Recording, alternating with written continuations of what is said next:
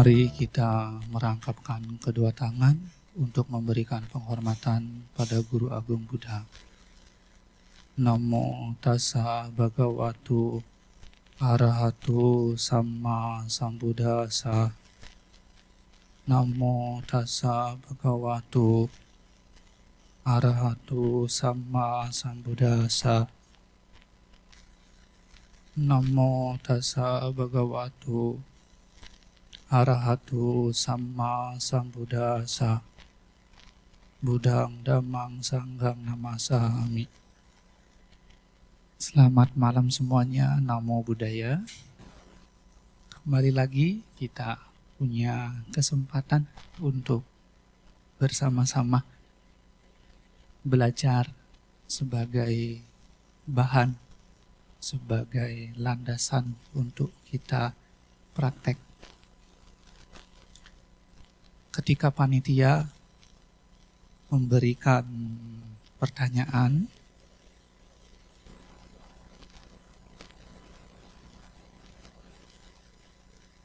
mengenai tema yang akan disampaikan, itu bertepatan dengan satu kejadian. Salah satu pemuka agama kita, sosok Bante, cerita pada saya. Jadi ibu bapak, meskipun sekarang sudah sebagai perumah tangga pun hubungan kami masih baik. Karena sering mereka mungkin bertanya suta atau sekadar bercerita. Salah satu sosok tersebut berkata pada saya, akhir-akhir ini umat Buddha sudah sangat pandai, sangat pintar terkait teori Dhamma. Saya tanya, kenapa demikian Bante? Ya mungkin karena ada YouTube, mungkin karena suta-suta sudah diterjemahkan. Maksud saya bukan yang itu Bante. Kenapa Bante kok mengatakan hal ini? Jadi beliau cerita di satu tempat,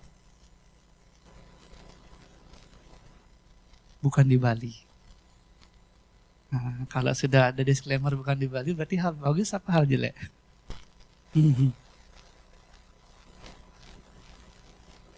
Tapi ternyata yang mereka pelajari, yang ada di YouTube itu pelajaran yang ringan-ringan. Sehingga ketika diberikan pelajaran yang cukup mendalam sedikit, umatnya protes. Protesnya bukan di belakang, tapi protesnya di hadapan beliau sendiri. Bahkan ketika beliau menjelaskan salah satu pokok bahasan sehubungan dengan salayatana, beliau cerita. Umatnya langsung ngomong, stop Bante, gak usah dijelasin lagi, kami gak ngerti yang gitu-gitu. Saya pikir padahal itu adalah landasan yang paling basic menuju Dhamma yang sejati. Meskipun kita tidak relate, belum paham, bukan berarti kita menyetop uraian Dhamma yang sedemikian rupa. Saya yakin di Bali tidak seperti itulah ya. Nah, nanti ketika ini disampaikan jangan sampai ada yang, Mang stop Mang. Yang ini saya tidak relate. Minum dulu. Karena baru datang langsung mulai ya. Jalan sekarang tidak bisa ditebak. Jadi rada macet tadi. Sehingga saya putuskan, ketika panitia tanya. Karena saya sempat membaca banyak sekali sutta, ramalan Sang Buddha terhadap masa depan. Sehubungan dengan Dhamma ini. Dan Sang Buddha memberikan ciri-cirinya bahwa Dhamma itu akan lenyap.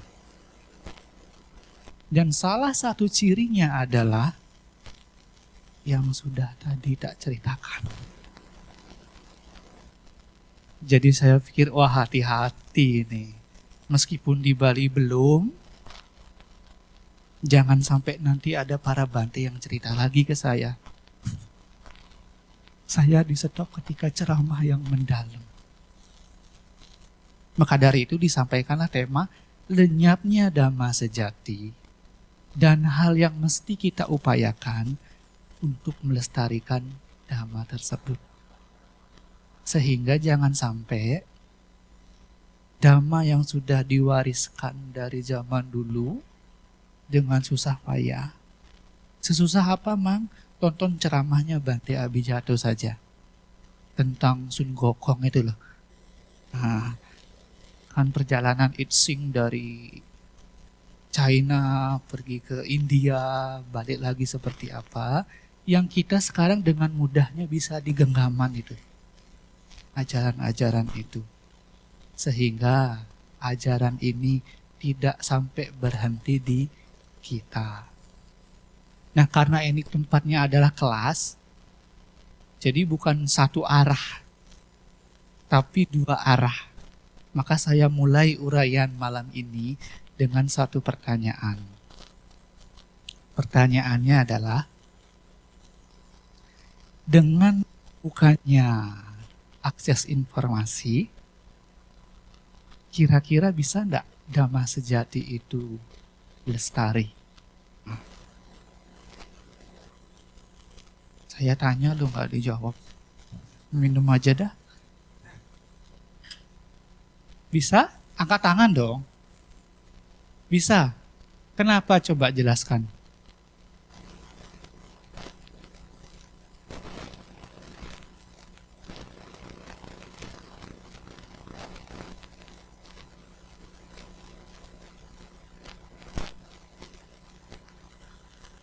Oke, jadi dengan gampangnya akses kita bisa dapat informasi nggak sesulit dulu. Nah, tetapi betul sekali. Yang didapat itu valid apa enggak? Dhamma sejati apa enggak? Itu kan PR-nya sekarang. Karena yang beredar kalau kita ketik meditasi saja di YouTube, macam-macam. Meditasi itu sampai ada yang namanya beer meditation. Tahu enggak beer meditation? Jadi mereka tuh minum bir. Bener, nanti cari aja. Sampai ngefly begitu. Sehingga mencapai kondisi batin yang transenden. Tidak sadar. Itu yang mereka anggap sebagai tujuan, ada-ada aja. Itu salah satunya. Jadi sangat beragam. Jadi dengan terbukanya akses informasi, memang kita gampang mencari teksnya. Tapi PR kita adalah memvalidasi benar enggak teks itu Dhamma. Gimana caranya? Sekarang Sang Buddha sudah parinibbana. Nyari para Bante terus tanya, Bante Arahat belum ya? Kalau Bante Arahat saya tanya Dhamma dah sama Bantenya. Kalau enggak Arahat saya enggak mau dengar. Bisa enggak seperti itu? Makanya kita perlu alat, perlu cara. Gimana kira-kira caranya? Ya silakan yang angkat tangan. Oh, ada kan Dhamma kelas rutin? Iya, kalau yang ngisi tahu Dhamma sejati. Oh, baca suta, ya suta sentral atau Dhamma Cita atau apapun itu. Masalahnya kalau kita cari atau baca suta itu, aliran agama Buddha satu apa banyak? Dan setiap aliran menganggap dirinya benar apa salah? Nah, karena adanya banyak itu berarti sama apa beda? Pilih yang mana? Cara yang paling simpel ya. Jadi dulu Sang Buddha ada aliran kan? Satu kan ajarannya. Begitu berkembang kan ada beda-beda. Lo untuk mencari yang mana yang Sang Buddha sampaikan, kesamaan masing, apa cari perbedaannya masing-masing? Cari persamaannya masing-masing. Beruntung kita tidak perlu sibuk cari kesamaannya masing-masing. Sudah ada orang yang melakukan itu. Para cendekia Buddhis sepakat dari sekian banyak aliran yang ada kesamaan antara aliran satu aliran yang lain adalah 5 nikaya. 3 nikaya ada di Theravada, di Mahayana ada di ya. Tahu ya 5 nikaya ya? 3 nikaya, Majjhima Nikaya, Samyukta Nikaya, Anguttara Nikaya, dan Khuddaka Nikaya. Terutama yang awal. Kelima ini ada di masing-masing aliran. Cuman isinya sedikit beda, namanya sedikit beda. Misal, di Digha Nikaya ada Mahasatipatthana. Di Dirga Agama punyaannya Yana itu juga ada Mahasatipatthana. Tapi bedanya hanya urutan. Kalau di Theravada, Kayanupasana ditaruh di awal, kalau di taruh di agak akhir. Jadi isinya sama, hanya urutan-urutannya saja yang beda. Jadi kalau setiap aliran itu ada kemiripan, kemungkinan besar itu ajaran Sang Buddha apa bukan? Masih kemungkinan ada besar, tapi belum tentu. Tapi masih besar kemungkinannya bahwa itu ajaran asli Sang Buddha. Gampangnya gini, kalau orang lagi ada satu orang tua, punya 5 anak, dibisikin 10 hal. Anak pertama dibisikin 10 hal. Anak kedua dibisikin 10 hal. Demikian pula anak kedua, anak ketiga, anak keempat, anak kelima. Dari 10 hal yang dibisikin, ketika disuruh ngulang oleh orang lain, banyak beda-beda tapi mereka sama 5 hal. Kira-kira sama 5 hal itu ada kemungkinan enggak dari orang tua itu betulan? Ada kemungkinan, tapi pasti enggak? Belum tentu juga. Makanya memang tidak pasti sekali 5 nikaya itu 100% dari Sang Buddha betulan, tapi kemungkinan besar iya. Karena daerah berkembangnya beda-beda tuh antara aliran, tapi kok isi ajarannya mirip-mirip. Berarti itu yang paling aman, sehingga dalam Dhamma kelas ini saya tidak ngambil di luar dari 5 nikaya itu. Meskipun ada semacam hasrat untuk ngambil, aduh di Vinaya ini bagus sekali. Tapi saya tidak ambil karena apa? Vinaya tiap aliran sama enggak? Beda-beda. Meskipun hati nurani bergejolak, aduh ini ada loh di Vinaya Theravada gitu. Tapi saya kesampingkan dulu ego pribadi. Saya ambil dari sumber-sumber 5 nikaya. Maka lu sing megang mikrofon nih. Biasanya kan tiap hari. Jadi seminggu sekali, seminggu 2 kali. Ini ya, oke. Jadi dengan terbukanya akses informasi, ada kemungkinan Dhamma akan tetap lestari. Asalkan kita bisa validasi. Dan oleh karena itu, saya hanya ambil beberapa referensi dari Dhamma kelas hari ini. Tidak banyak. Nah, nanti kalau ada yang mau materi silahkan tak kasih ke panitianya. Dan saya juga sudah compile isi seluruh sutta yang dipakai ini. Jadi terjemahan yang cukup bagus ya, saya ambil dari Dhammacita dan Sutta Sentral. Ibu bapak sekalian, kembali lagi ke curhatan Bante yang tadi. Sebetulnya ada hal menarik loh di awal tadi ini. Ketika lihat gambar arca yang kepalanya tidak ada ini, ibu bapak sekalian, kembali lagi ke cerita Bante sebelumnya itu yang curhat. Ini renungan kita ke dalamnya.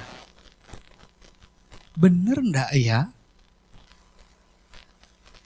Buddha sekarang itu lebih senang mendengar yang mudah dan menghibur daripada yang membawa pada pembebasan. Di dalam Anisutta sudah diramalkan loh, bahwa nanti, ini zaman dulu ya ngomongnya ya, para pembabar dhamma itu mulai males ngajarin dhamma sejati. Karena apa? Omongannya nggak didengar. Sehingga di dalam sutta, para bante akan mulai tuh cari-cari kata-kata yang indah secara kata saja. Yang keren saja. Yang bolak-balik kata-kata saja. Tetapi tidak ada isinya.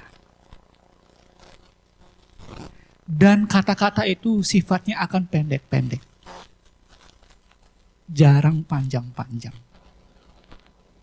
Sang Buddha mengibaratkan, itu dimulai dengan dhammanya banyak, selingannya mulai sedikit demi sedikit masuk. Lama-lama, dhammanya sedikit, selingannya banyak. Makin lama, isinya selingan saja, dhammanya hilang. Diumpamakan seperti beduk. Tahu beduk ya? Zaman dulu beduk terbuat dari kayu juga. Kalau ada kayu yang rusak, diganti dengan kayu yang baru. Rusak lagi, diganti dengan kayu yang baru. Lama-lama, kayunya yang asli masih ada apa enggak? Tapi masih bentuknya beduk apa enggak? Sama, ceramah pun gitu. Lama-lama, kita anggap, oh ini ceramah dhamma, padahal bukan. Sehingga kita harus hati-hati di dalam Anisutta disampaikan. Kalau nanti ada pembabaran yang mungkin menurut kita kurang relevan, didengar saja. Setelah didengar, coba dihafalkan. Setelah hafal, coba masukkan ke dalam hati. Praktekkan dalam kehidupan sehari-hari. Itu salah satu cara untuk melestarikan dhamma sejati. Merasa enggak seperti itu kita sekarang? Dulu saya juga merasa loh, ketika saya ceramah banyak bercandanya, semuanya nengeng gini. Nah, tapi kalau sudah mulai saya angkat ke kebenaran Arya pertama, kebenaran Arya kedua, ada dah mulai main HP. Makanya di dalam hati, aduh ini gimana ini. Tapi enggak di sini, di tempat lain. Ya. Sebelum lanjut Ibu Bapak, sebetulnya dulu ya, ini ada di Winaya, saya pengen nyampein tapi enggak tak tulis di sana. Ini Winaya Theravada ya. Pernah enggak Ibu Bapak mendengar bahwa salah satu penyebab kehancuran dhamma itu sebetulnya dari faktor luar apa dari faktor dalam?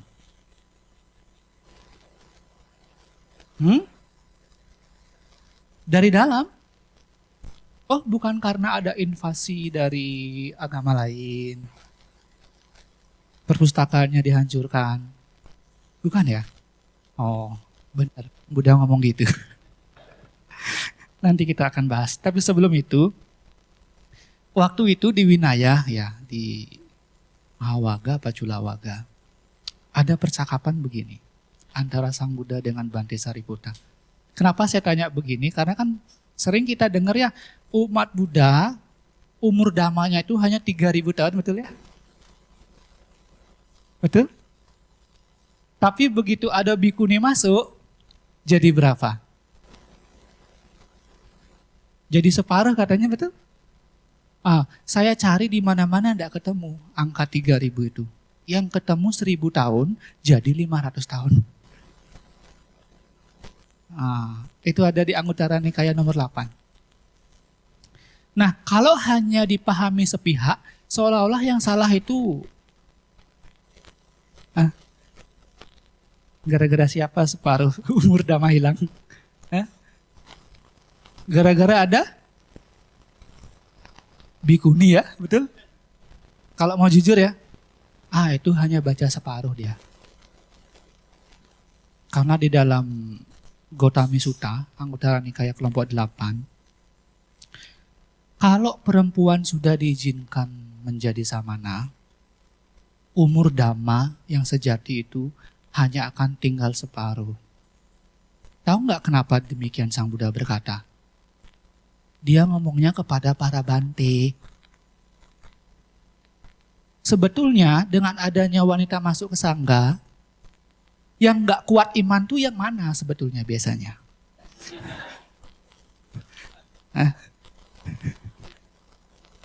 Sehingga Sang Buddha menjabarkan banyak sekali contoh kalau perempuan diizinkan masuk menjadi sangga gitu ya. Umurnya akan tinggal separuh, tetapi kalau mereka yang mematuhi 8 aturan yang harus dihormati ini, Atta Garu Dhamma, orang menerjemahkan 8 aturan berat. Garu itu memang boleh diartikan sebagai berat, tapi garu juga boleh diartikan sebagai yang mesti dihormati. Sehingga ketika bikuni ditahbiskan, mereka ada winaya, salah satunya 8 Garu Dhamma. 8 aturan yang harus dihormati. Kalau itu diterapkan, umur Buddha Sasana tidak memendek. Tapi yang terkenal yang separuh itu aja ya. Jadi saya tidak memasukkan ini sebagai salah satu sebab kenapa ajaran Dhamma menjadi mundur. Karena apa? Sang Buddha sudah memberi benteng. Kalau di perumpamaan sutta itu sudah diberi pembatas. Sehingga Dhamma Winaya akan tegak sebagaimana mestinya.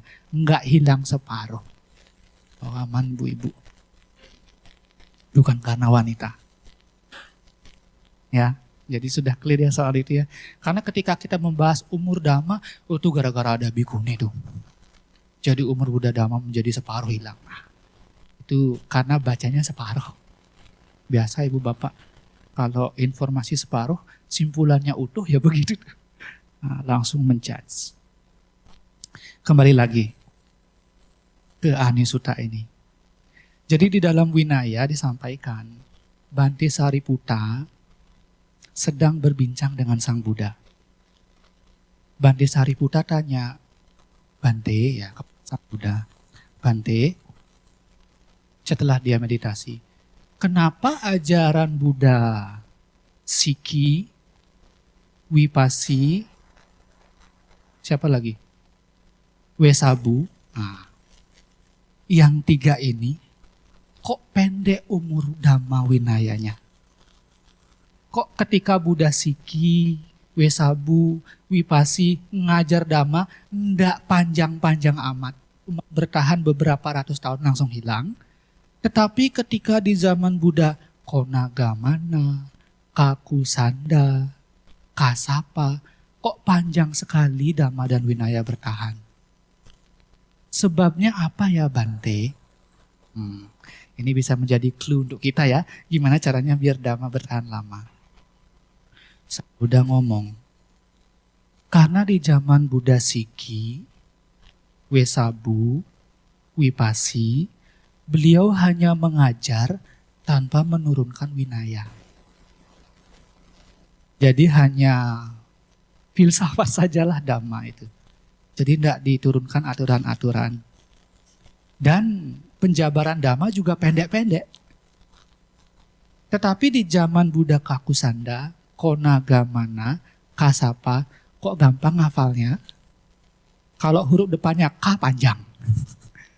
Kalau huruf depannya bukan K berarti pendek ajarannya. Saya sih ngafalnya gitu biar cepat. Kok bisa mereka panjang ajarannya? Bahkan ribuan tahun, sekian ribu tahun. Ya karena ketika zaman Buddha tersebut diturunkan Dhamma dan Winaya.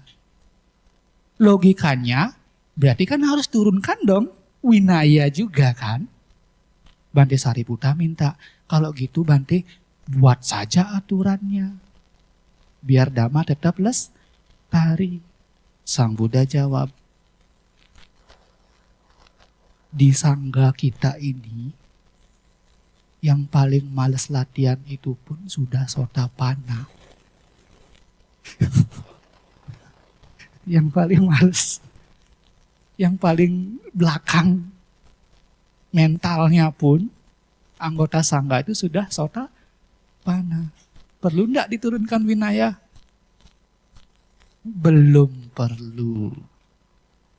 Sehingga awal-awal tahun itu sangga tuh enggak ada patimokkha, enggak ada winaya. Sampai suatu ketika ada seorang berumah tangga dari golongan kaya raya pengen jadi biku.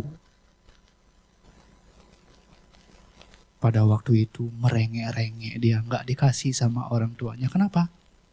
Hartanya banyak, siapa yang warisin? Tapi akhirnya karena berbagai cara Sudina ini menjadi biku. Disebut sebagai Bante Sudina. Bante Sudina ini orangnya taat, tekun, tapi polos. Ketika setelah dia lama bersama dengan Sang Buddha dan para muridnya, dia akhirnya diizinkan untuk kembali ke kampung halamannya. Sampai kampung halaman Pindapata, tepat di depan rumahnya. Sebelum jadi biku, dia sudah menikah. Belum punya anak. Sehingga kita ketemu dengan mantan istrinya, dor. Bengong semua. Biasa-biasa saja. Bahkan orang tuanya membujuk dia, enggak kasihan apa harta sebanyak ini kamu tinggalkan. Masih dia taat. Terus merengek-rengek orang tuanya sampai dia akhirnya bujuk Bante Sudina. Ya sudahlah, meskipun enggak mau balik lagi menjadi perumah tangga, tolong buatkan satu penerus saja dengan si dia. Dengan istrinya, mantan istrinya, sorry. Karena sudah jadi biku kan sudah ya, dengan mantan istrinya. Pada waktu itu belum ada winaya. Pikirannya dia, nggak apa-apa deh asalkan nggak dengan nafsu. Akhirnya apa? Gitulah. Terjadilah kejadian demikian. Dia melakukan hubungan suami istri meskipun masih pakai jubah. Karena belum ada aturan. Dengan dasar pikir kan juga nggak pakai nafsu. Hanya untuk membahagiakan orang tua. Oh, para dewa ngeliat ibu bapak. Para dewa yang dulu bersorak-sorai ketika Dhamma Cakkappawatana diputar itu loh. Yang banyak itu, dia wah akhirnya Dhamma muncul. Sekarang dewa itu pada nangis. Wah Dhamma sekarang mulai hancur. Sangga yang dulu murni sekarang tidak lagi murni. Yang teriak manusia saja viral apalagi para dewa. Sehingga berita ini sampai ke telinga Sang Buddha. Oh habis itu Bante Sudina. Dikeramasin itu dalam arti bukan kan nggak punya rambut ya. Maksudnya dikasih itulah ya teguran ya begitulah. Tegurannya seru sekali kalau mau lihat di Winaya ada para jika satu. Akhirnya dibuatlah mulai aturan para jika satu. Sejak saat itu Dhamma mulai merosot. Jadi Dhamma itu merosot bukan ketika Sang Buddha tiada saja loh. Tapi sejak zaman itulah Dhamma mulai mundur.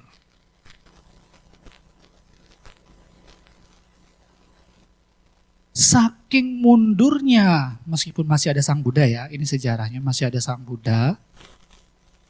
Para Bante pelatihannya agak geser nih. Kalau di Owada Sutta disampaikan, kalau dulu ketika awal-awal, Bante yang dihormati itu adalah Bante yang latihannya bagus, nggak bisa ceramah juga nggak apa-apa. Tapi lambat laun, Bante di bawah naungan Sang Buddha sekalipun mulai pintar.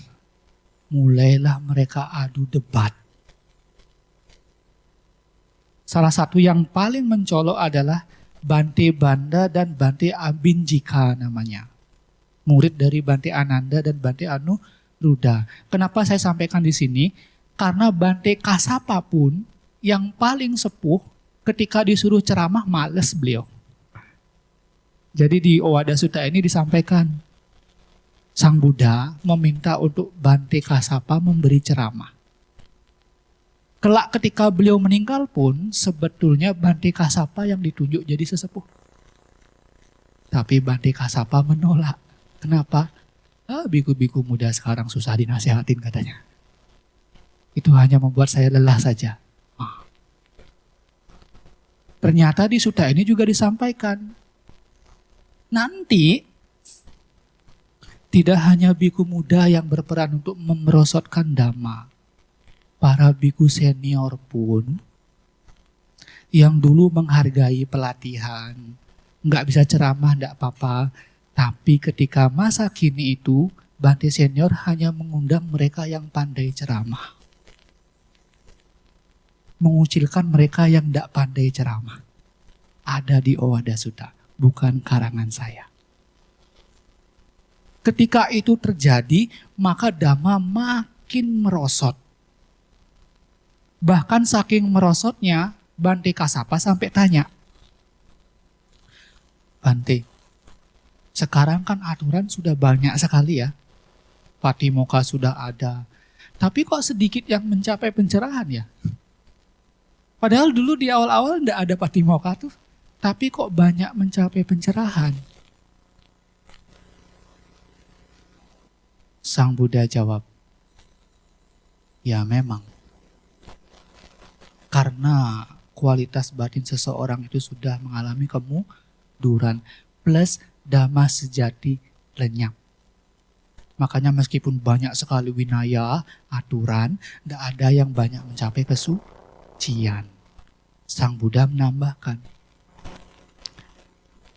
dhamma sejati itu baru betul-betul lenyap kalau muncul dhamma KW1.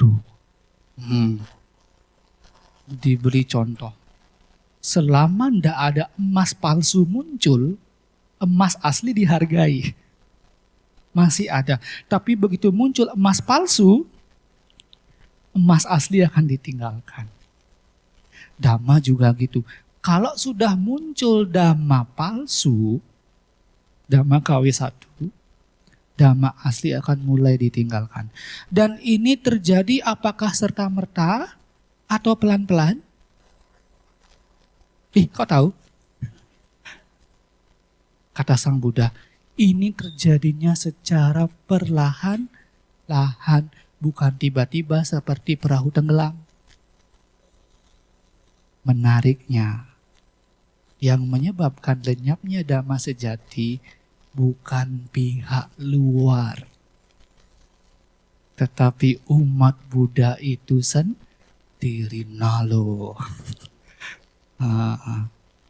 Sang Buddha menegaskan, bukan unsur tanah, bukan unsur air, api. Maksudnya apa? Meskipun wiharanya dibakar, ada gempa bumi, ada banjir bandang, menghanyutkan banyak orang, dhamma sejati tidak akan lenyap.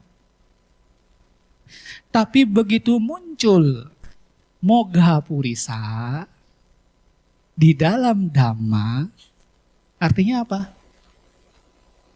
Umat Buddha KTP. Ngakunya aja Buddhis tapi perilakunya juga bukan Buddhis. Tahu dhamma juga enggak. Begitu muncul orang-orang ini, nah dhamma sejati akan lenyap. Pertanyaannya, gimana caranya orang-orang kopong itu? Manusia kosong ya. Mogha Purisa kan gitu artinya. Mogha artinya kopong. Purisa artinya orang. Mogha Purisa Nah, orang kopong. Nah. Jadi gimana caranya orang kopong ini menghancurkan Dhamma? Ini dia. Ketika para biku, bikuni, upasaka dan upasika tidak lagi menghormati 5 hal ini. Tidak lagi menghormati Buddha. Tidak lagi menghormati Dhamma. Tidak lagi menghormati Sangha. Tidak lagi menghormati sikha. Tahu sikha ya? Nah, yang tiap hari Minggu 5 itu. Nah, pelatihan. Nah, tidak menghargai pelatihan. Tidak menghargai samadhi. Sibuk terus yang meditasi. Ini sebabnya kenapa Dhamma sejati akan lenyap. Ingat ya, tidak menghormati Buddha yang seperti apa? Nah, Pangsin Pedidi ngomong nih. Coba berikan saya satu contoh tidak menghormati Buddha itu seperti apa? Ya, silakan Dek. Tidak mengikuti ajarannya, salah satu bentuknya ya. Boleh tepuk tangan enggak di sini? Saya tanya loh. Bukannya nyuruh tepuk tangan.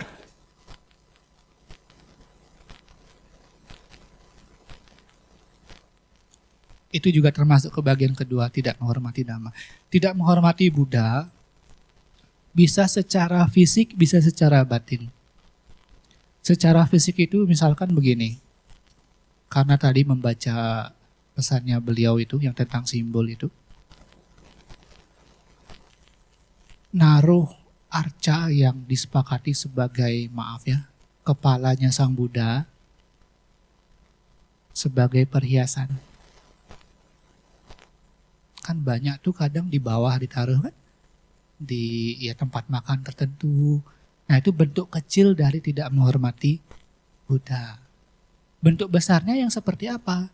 Tidak praktik Dhamma. Nah, karena meskipun punya altar yang bagus misalkan, praktik Dhammanya hanya sebatas puja saja. Tapi ucapannya nggak dijaga, tindakannya nggak dijaga, itu juga tidak menghormati beliau katanya. Itu beliau sampaikan ketika sebelum parinibbana malah. Nah, cara menghormati beliau adalah dengan praktek Dhamma. Tidak menghormati Dhamma seperti apa? Itu yang tadi tuh. Nah, ketika ada pembabaran Dhamma langsung di stop beliaunya, kasihan ya. Nah, tidak menghormati Sangha. Ya ketika ada para bante, ya kita dengan mungkin karena merasa akrab, nggak mau lagi anjali, maunya salaman aja. Kan sama aja toh, nah, pakai tangan juga. Nah, karena egonya besar, karena dekat dengan bantenya, atau karena merasa sudah berbuat banyak pada bantenya sehingga dengan sesuka hati nyuruh bantenya ke sana kemari. Kalau di dalam Digha Nikaya dikatakan bantenya jadi kurir. Bante dari sini, Bante kan ke mana misalkan ke daerah A. Bante titip ini ya. Kok ketawa, jangan-jangan ada. Bante pasti mau, apalagi yang nggak enakan, apalagi yang nggak tahu winaya, pasti mau. Padahal itu salah satu pencaharian yang salah bagi para biku. Itu ada di Digha Nikaya. Bantenya misalkan upload lagi di India gitu. Bante oleh-oleh.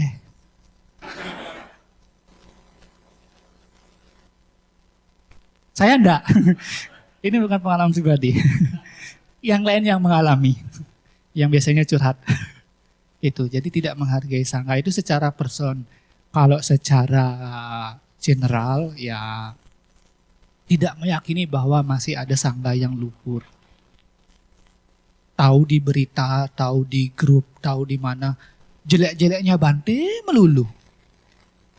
Sehingga di dalam benaknya Sangha itu buruk. Padahal di luar sana tidak menutup kemungkinan ada Sangha yang benar. Itu tidak menghargai sangga karena sangga di sini adalah sangganya Sang Buddha. Tidak sangga organisasi. Nah, itu harus dibedakan. Kemudian tidak menghargai sikha misalkan. Uposatha nih. Mau ada sila. Sila ke-6. Kita diajak makan oleh teman sesama Buddhis. Aduh maaf saya sedang atas sila. Langsung ngomong gini, gaya gen. Cara kan masuk surga gen.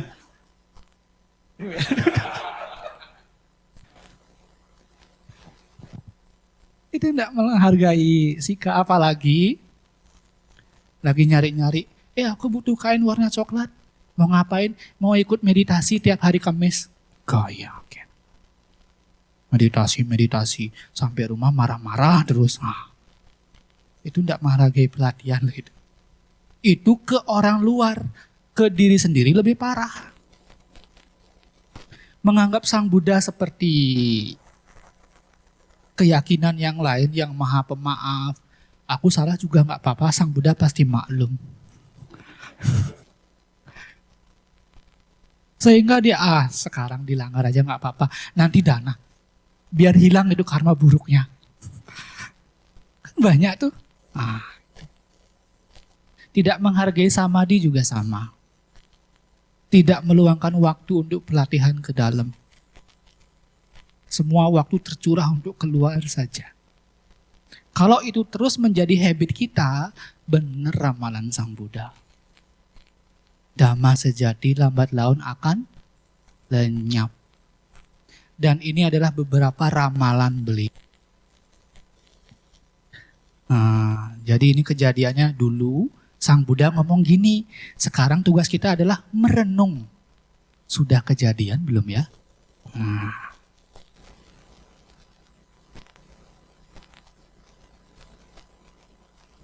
Nanti di masa depan, yang pertama, meskipun ini para biku loh ya, biku itu siapapun termasuk kita.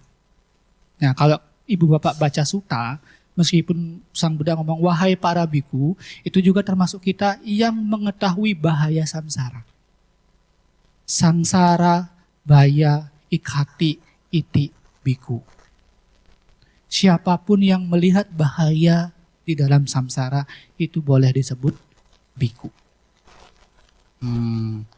Jadi nanti di masa depan, umat Buddha itu belajar Dhamma secara keliru.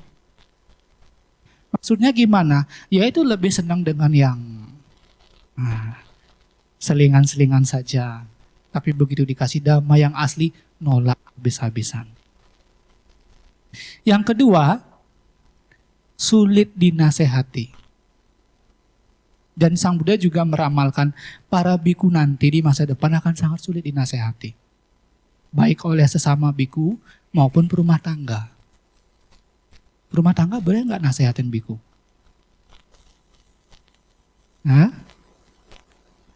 Ayo, ada yang berani berargumen? Boleh? Ada yang nggak setuju? Berarti boleh ya? Asalkan caranya tepat. Asalkan waktunya tepat. Karena Winaya sendiri lahir dari nasihat para perumah tangga juga. Dalam arti, perumah tangga tahu, itu tidak pantas harusnya. Sehingga dia lapor ke Sang Buddha. Sehingga Sang Buddha membuatlah aturan. Itu datangnya ya dari perumah tangga. Asalkan tahu cara dan tempatnya. Tapi nanti para bante tidak akan mau dinasehati. Jangankan oleh perumah tangga, oleh sesama biku pun tidak mau dinasehati. Dan parahnya, yang tahu Dhamma ngekoh ngomong. Yang nomor 3 tuh. Para biku yang paham Dhamma tidak mau melestarikan. Kenapa? Capek, karena yang dihadapin yang nomor 2. Lihat tuh.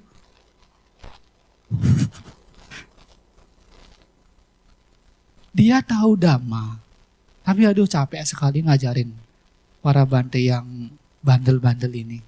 Sehingga dia lebih baik, ya udahlah yang penting diri sendiri sudah selamat. Begitu para Bante yang tahu Dhamma ini meninggal, Dhamma sejati juga lenyap. Dan yang nomor 4, para Bante senior hidupnya mulai mewah. Mulai kompromi dengan winaya. Ya zaman kan sudah berubah. Nah yang gitu-gitu tuh. Ini Sang Buddha yang ngomong. Kenapa kok spesifik biku senior? Yang muda ngikut, seniornya aja boleh.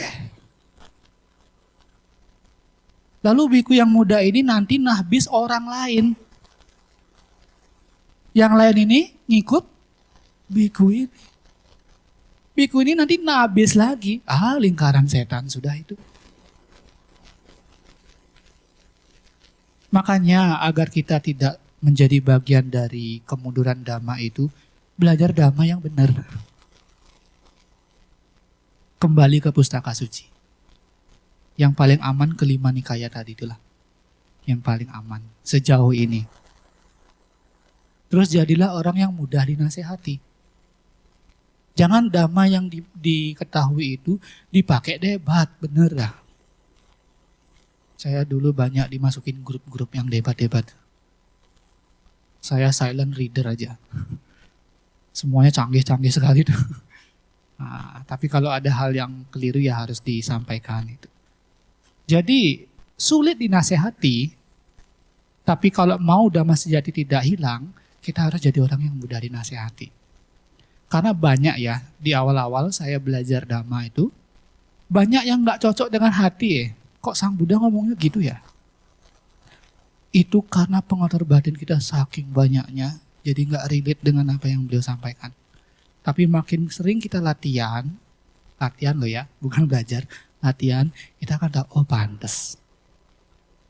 Makin lama latihan, oh pantes. Oh iya benar juga ya.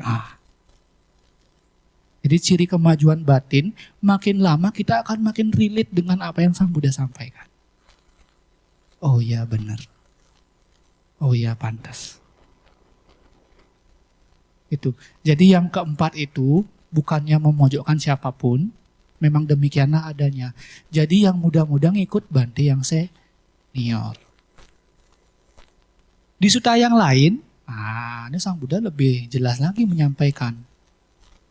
Kemunduran Dhamma itu ketika ada para Bante yang dia sendiri tidak tahu Dhamma itu seperti apa. Moralnya juga nggak terlalu bagus. Bijaksana juga nggak terlalu nahbis orang lain. Seperti yang tadi diceritakan itu. Yang ditahbis itu nanti nahbis orang lain. Mengulangi lingkaran setan itulah menjadi sebab hancurnya Dhamma. Lalu setelah ditahbis, kan perlu belajar. Yang diajak belajar pun tidak tahu Dhamma. Nisaya itu bergantung artinya. Jadi ibu bapak sebagai biku baru atau samanera baru, kalau biku baru jelas dia 5 tahun harus ngikut guru. Setelah 5 tahun sudah dianggap mandiri, baru boleh sendiri. Itu menurut winaya, tapi menurut aturan sangga masing-masing beda-beda. Karena ada pertimbangan masing-masing. Kalau menurut winaya, setelah 5 tahun baru bebas nisaya, baru boleh jalan sendiri-sendiri. Nah ini kata Sang Buddha, ketika harus bertanya, harus mendapat bimbingan, tidak mendapat bimbingan. Jadi makin hari makin banyak yang ditahbis, makin banyak yang tidak dibimbing, makin kacau. Dan karena makin kacau, tidak tahu mana Dhamma sejati, mana palsu, ketika diskusi pun, makin saling menyesatkan satu sama lain.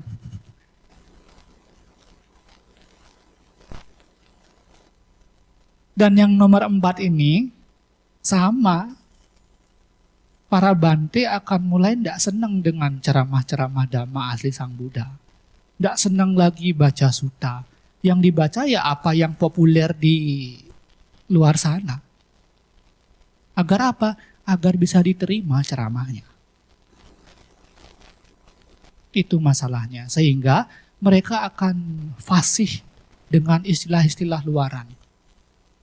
Dengan ajaran-ajaran luaran. Dicari dah, kalau yang luar itu cocok ada di Dhamma, baru disampaikan. Kan sering tuh kita tuh, misalkan, law of attraction misalkan. Sang Buddha ngajarin enggak? Sebetulnya enggak loh. Karena law of attraction kan bahasa Inggris. Masa Sang Buddha bahasa Inggris? Tapi ada beberapa konsep law of attraction yang cocok dengan Dhamma. Misal, jenis suka dengan sejenis. Maksudnya orang baik, bukan laki-laki dengan laki-laki, bukan. Nah, jadi di Datuk Vibhanga Sutta Sang Buddha menyampaikan, kalau kita itu bagus batinnya, cenderung senang dengan yang bagus-bagus, yang sejenis. Sama dengan law of attraction. Yang baik menarik yang baik. Nah yang gitu-gitu yang disenengin disampaikan.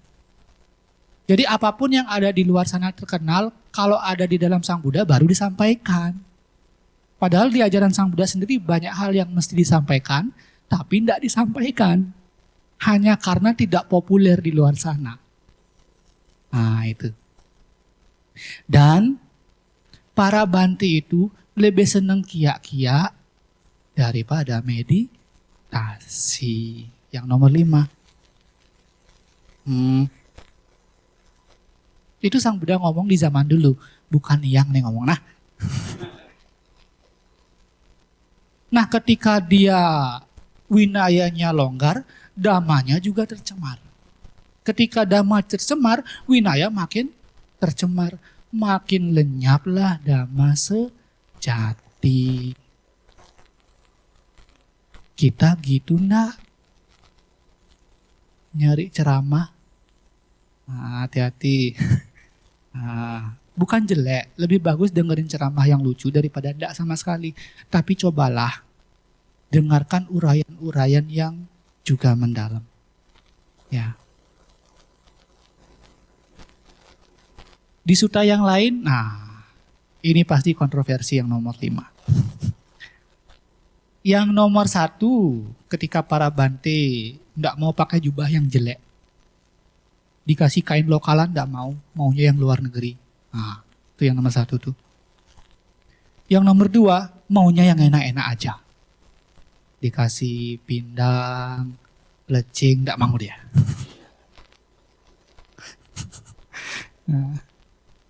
Terus yang ketiga, enggak mau di tempat-tempat yang terpencil, yang sederhana.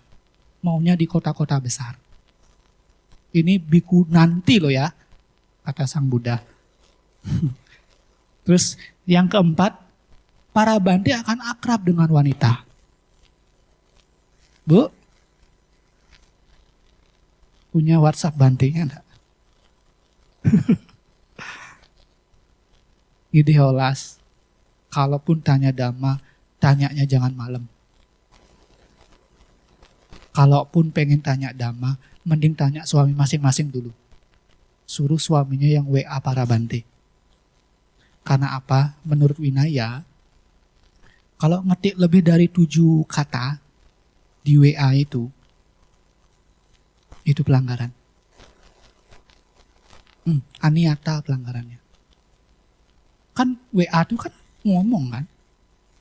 Kalau seorang biku berbincang dengan seorang wanita lebih dari 7 kata tanpa diketahui oleh orang lain, aniata. Makanya ketika ada pesan dari perempuan, mau enggak mau waktu itu saya kasih ke Bhante lain lihat. Bener. Bhante, ada yang tanya gini Bhante. Bukan saya pamer di WA oleh enggak. Biar ada laki-laki lain yang tahu. Chatnya begini loh. Jadi sekarang bayangkan, kalau banyak ada sosmed apalagi, ada DM. Anjel Bhante nih dengan HP. Jadi kalau enggak penting janganlah. Itu yang nomor 4. Biku di masa depan akan sangat akrab dengan ibu-ibu, dengan wanita. Nomor 5 ini kontroversi pasti. Biku masa depan akrab dengan pegawai wihara dan samanera. Kenapa kira-kira Sang Buddha menyebutkan bahwa ini faktor kemunduran Dhamma? Di sutanya ada sih penjelasannya. Saya pengen tahu ibu bapak logikanya gimana.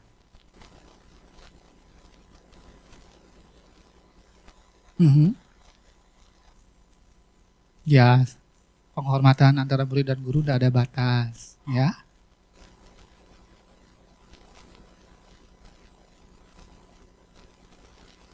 Sungkannya hilang. Oh, ada yang lebih parah loh sebetulnya. Jadi sekongkol dengan pengurus wihara. Gimana caranya biar banyak dapat dana? Jadi sekongkol dengan samanera. Nanti barang-barang yang bagus tuh taruh di kuti saya ya. Jadi di sutta ini disampaikan, biku di masa depan itu saking akrabnya para bante dengan pengurus wihara, udah komunikasinya udah lancar. Udah pakai bahasa isyarat semua. Mungkin secara winaya tidak terlanggar, tapi pengotor batinnya akan menebal. Di masa depan nanti semoga nggak terjadi. Jadi pesan yang sekarang bisa kita tik ini adalah, ini terutama ibu-ibu ya, kalau nggak perlu sekali nggak usah chat bantenya. Ya kalau bantenya teteg pikirannya. Ya kalau bantenya ngasih lihat yang lain, kalau di kutinya nggak ada orang. Tuh, hati-hati. Karena pelanggaran itu aniata. Dan tidak banyak yang tahu. Itu.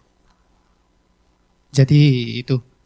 Dan yang terakhir, pemicu kemunduran Dhamma adalah ketika Sang Buddha telah parinibbana. Ini betul-betul merosot sekali kata Sang Buddha. Karena 7 hal ini. Ketika Sang Buddha sudah parinibbana, ibu bapak, baru 1 hari ketika dikremasi, sudah ada bante ngomong gini, sekarang enak, gak ada lagi yang ngomelin kita. Gak ada. Sehingga diadakan konsili 1 jadinya. Jadi para bante rapat umum lah begitu. Karena ada begitu Sang Buddha udah parinibbana, 1 yang nyeletuk itu, sekarang enak lah nyantai. Nggak ada lagi Sang Buddha yang ngomelin kita katanya. Makanya Sang Buddha mengatakan ini ketika beliau masih hidup, ketika aku parinibbana nanti, biku, bikuni, upasaka, upasika akan mulai tidak menghormati Buddha, tidak menghormati Dhamma, tidak menghormati Sangha, tidak menghormati Sikha, tidak menghormati Samadhi, tidak menghormati apamada. Tahu apamada? Kewaspadaan. Dari kata a dan pamada. Pamada itu mabuk, lengah. Dari yang bahasa Bali lengah, lengah, itu. Jadi orang maklum dengan orang-orang yang lengah. Nah bang, enak bersing nawang karkeng-kenang. Jadi berlindung di balik ketidaktahuan. Misalkan ada terjadi kejahatan. Kalau dihukum kan, nggak tahu ya. Kalau di Dhamma, meskipun dia tidak tahu sedang melakukan kejahatan, itu tetap kejahatan. Itu bedanya. Jadi meskipun tidak ada mens rea kalau bahasa hukum, kehendak jahat yang betul-betul, tapi karena ketidaktahuan kemudian melakukan hal yang buruk, nah itu nggak bisa ditolerir dalam Dhamma. Patisantara, tahu artinya patisantara? Keakraban, dalam arti begini, sekarang kan WhatsApp, grup, apa segala macam banyak kan. Nah dalam berinteraksi itu, orang tidak lagi menghargai satu sama lain. Saling mencela. Nah itu namanya patisantara, keakraban, keharmonisan. Orang lebih seneng sama yang gawat-gawat daripada yang damai-damai. Pokoknya yuk seru. Nah, seneng lihat orang lain debat. Ada dua orang debat, yang satu, yuk pebalik yuk. Nah, itu yang menyebabkan juga dhamma akan mundur. Nah, waktunya sudah hampir lewat. Sekarang apa yang mesti kita upayakan?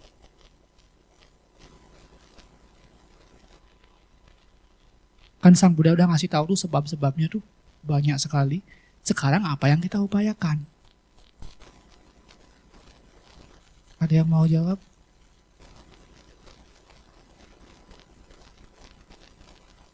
Ya. Betul. Yang tadi banyak-banyak itu dibalik saja. Nah, setelah diringkas, bisa dipilah menjadi dua. Yaitu praktek aktif sehari-hari dengan sikap batin pribadi. Praktek aktif itu adalah kita mempelajari Dhamma dengan kata dan frasa yang tepat. Balik ke pustaka suci. Sebisa mungkin cari sumber-sumber yang resmi. Yang 5 tadi itu. Terus yang kedua, mudah dikoreksi, sabar dan menerima Dhamma. Karena batin kita itu beda-beda jumlah pengotor batinnya. Mungkin ketemu dhamma yang halus, belum cocok. Ketemu dhamma yang keras yang cocok. Ibarat kata, ada satu pohon. Ada alat, kapak, ada silet. Untuk bisa menghias pohon itu, kalau pakai silet langsung, efektif enggak? Pakai kapak dulu. Yang besar-besar cabangnya apa yang dipotong. Begitu mau ngias yang kecil-kecil, yang halus-halus, baru pakai silet. Dhamma juga gitu. Ada dhamma-dhamma yang mendasar yang kasar. Berdana, berbagi, kedermawanan, moralitas. Itu yang kalau bantinya menyampaikan atau narasumber menyampaikan, gitu-gitu gen ceramah nih, tuh. Yang mendasar itu. Tapi yang mendasar itu perlu sebelum menginjak ke yang halus-halus. Ada anicca, dukkha, anatta, tatata, sunyata. Pokoknya ini misi tabu. Baru bisa relevan. Jadi jangan berkecil hati kalau ada uraian yang belum relevan. Ini apa mau ngangoni? Jangan berkecil hati. Nanti ada saatnya kita untuk melangkah ke sana. Jangan langsung ditolak mentah-mentah. Jangan langsung ditepis. Karena apa? Nanti juga kita lewatin itu kok. Jadi menerima dhamma dengan sabar. Mudah dikoreksi. Lalu yang ketiga, ini. Para biku terpelajar mengajarkan kepada yang lain. Termasuk Magga Buddhi. Punya wawasan dhamma yang lebih tinggi dari yang lain. Para ramanya, males maca buku. Perdalam lagi ilmu dhamma, sampaikan ulang. Karena dhamma dana adalah dhamma yang paling tinggi. Mudah enggak jadi para rama itu? Enggak mudah. Kenapa? Ada kriteria-kriteria tertentu. Jadi setelah menjadi anggota Magga Buddhi misalnya karena kita Theravada, gunakan kesempatan itu dengan baik. Kalau diundang acara, luangkanlah waktu sedikit untuk baca-baca atau apa. Pangsing umatnya ngerimeknya nan. Tetegen sampai yang gitu. Kita menyia-nyiakan kesempatan untuk berbagi dhamma hanya karena malesnya 5 menit itu. Makanya sebagai di sini kan para biku terpelajar, saya ganti dengan siapapun yang punya kesempatan untuk berbagi dhamma, ajarkanlah kepada yang lain dengan caranya masing-masing lah. Kan enggak mungkin kita nyontek Bante Abhijato, enggak mungkin kita nyontek Bante Panya, enggak mungkin. Dengan cara kita masing-masing. Asalkan yang kita sampaikan itu sumbernya ada. Itu yang paling penting. Dan yang keempat, yang senior jadi teladan dalam kesederhanaan, bukan dalam kemewahan. Ini kan untuk Bante itu sing. Untuk kita juga. Yang dipamerin jangan hanya barang mewah, Ibu Bapak. Kalaupun harus pamer, pamerlah kebajikan. Tapi kalau bisa, jangan pamer. Karena yang disampaikan ini teladan loh ya, bukan motivasi. Kita nggak kekurangan motivator, Ibu Bapak. Betul. Lihat aja story WhatsApp orang-orang tuh bijak-bijak semua kan. Yang kita kurang tuh teladan. Satu sosok yang betul-betul kita bisa ikutin langkahnya itu yang enggak ada. Kalau di rumah siapa yang bisa jadi teladan? Orang tua, makanya para senior. Nyan raga nu kemprang-kemprung ngerokok, nyan dengon ngerokok nak singlung untuk kesehatan nih. Jadi motivator dia. Bukan teladan. Benar, kita enggak kekurangan motivator. Udah banyak orang jadi motivator. Yang jadi teladan ini yang belum banyak. Dimulai dari keluarga sendiri. Kita yang jadi teladan. Itu praktek aktifnya. Kalau secara batiniah itu ya tetap melakukan penghormatan kepada Buddha, Dhamma, Sangha, Sika, dan Samadhi. Terakhir Ibu Bapak. Mulai dari sekarang, ini kata Sang Buddha, oleh karena itu para biku, kalian harus berlatih sebagai berikut. Ketika khotbah-khotbah ini yang dibabarkan oleh Sang Buddha, yang dalam, yang bermakna dalam, yang melampaui duniawi, berhubungan dengan kekosongan, sedang disampaikan, maka kami akan bersemangat mendengarnya. Jadi nanti, kalau ada penceramah menyampaikan hal-hal yang cukup mendalam, dengarkan dengan semangat. Kenapa kok disampaikan ini? Mani nak agak berat materi ini nih. Bercanda ya. Ya itulah Ibu Bapak. Ya pemaparan awal dari malam hari ini. Ya semoga Dhamma Sejati bisa lestari. Anumodana atas perhatiannya, Sabe Sata Bhavantu Sukhitata, semoga semua makhluk berbahagia.